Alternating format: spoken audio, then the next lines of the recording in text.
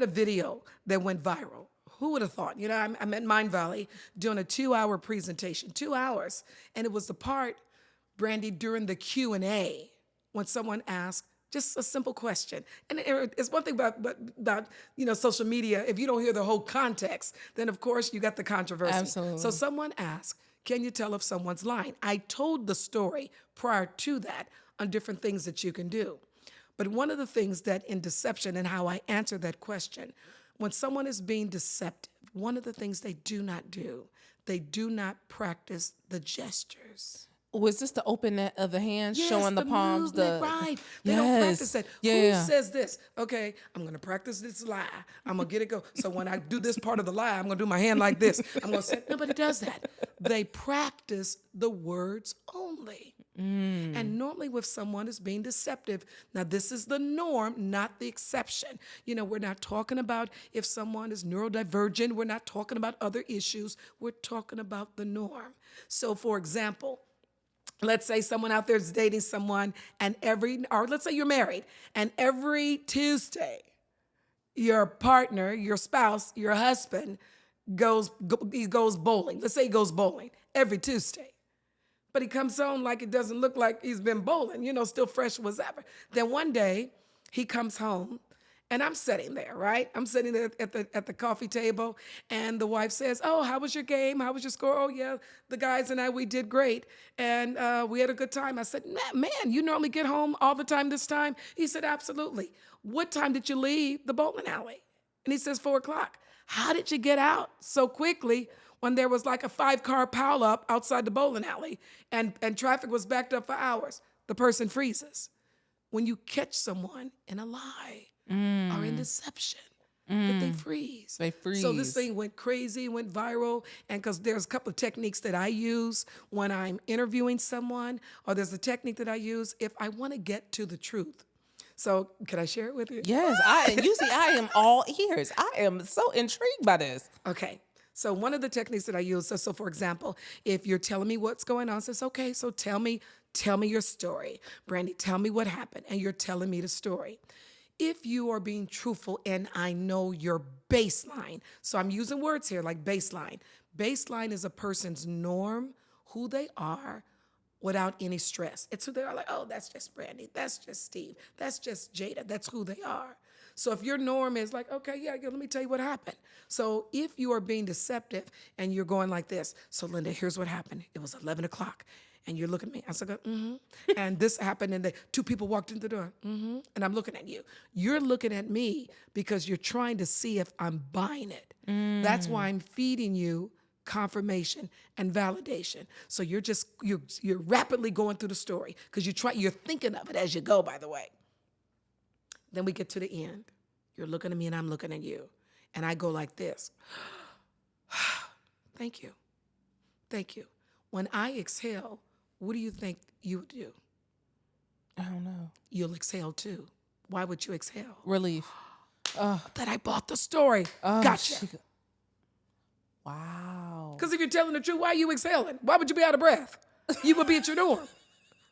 I'm like, ooh, honey, I couldn't get that story out. Ooh, that wore me out. No. Am I right? That is so true. But we don't always think about those small little nuances, right? That are in our everyday behavior that either create our baseline or create these roles of deception for us. But in the words of Keith Sweat, something just ain't right. So So it's telling you something's not right. And that's the thing that allows you to ask additional questions, to peel the onion. So what time was it again that it happened? Okay. Now, who all was there? So in peeling the onion in relationships, what do you think is the first, we talk about red flags, green flags, yellow flags now, and all the conversations now on social. What is the red flag that most people ignore in dating? One of the things they ignore is the aggressiveness of the individual. So, for example, if you have someone who is an amiable or could be an introvert or non-confrontational, not saying they're interchangeable, and let's say you're sitting there at the table, and I've seen this happen before, we're all at the table and want someone to have their date with them, and that individual is telling a story. The dominant personality says, yeah, and grabs their hand. Yeah, we hear that story. You see that? So that's the restriction, and does it more than one time. Sometimes we miss those things, not thinking anything of it, when someone cuts you off in your conversation, and they consistently do it. When what's important to you is not important to them, but yet there is something in them that we want in our life so bad. Is it how we look and view ourselves? See, sometimes when we're depleted, we'll grab anyone to fill us up. So that's a red flag to most people, Yes. the aggression. The aggression. In the relationship of like if somebody grabs you while you're talking or cuts you off. When we look at business relationships, what's the red flag that people ignore? The same thing? Well, one of the things is constant deception and not being truthful and authentic in conveying information. So let's just say, okay, you made a bad deal, we lost money. You blame it on everyone else, but you don't take ownership of it. Watch it when, particularly in business, when people don't take ownership when they're in charge, when they're responsible. Well, here's what we did, but you were the leader. You were the one over this. Yeah. Well, I just did what we were supposed to do. They never take ownership. And that's one of the signs. So listen, here's what you want to keep in mind. Failure to deny. In other words, did you do it? I don't know why you're asking me this. I know why you keep asking. I know why you keep asking me, Brandi, did I do it? Did you do it? It's either yes or no. So watch for signs in business when you ask, and in relationships, when you ask a direct question and there's failure. They won't deny it.